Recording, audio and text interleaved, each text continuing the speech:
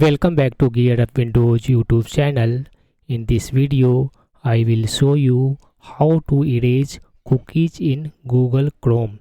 If websites are not working properly or you are facing login issues, erasing cookies can fix it. To erase cookies in Chrome browser, first open Chrome, then click on this one triple dots menu in the top right corner, and in the drop down select settings.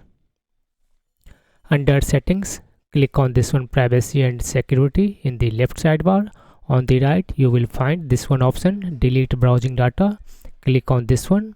Here you can select time range from last 15 minutes to all time. After selecting appropriate time, you need to check this one option cookies and other site data. Ensure deleting cookies will sign out most of logins. After checking this one option, click on this one delete data button. That's it. Chrome will erase cookies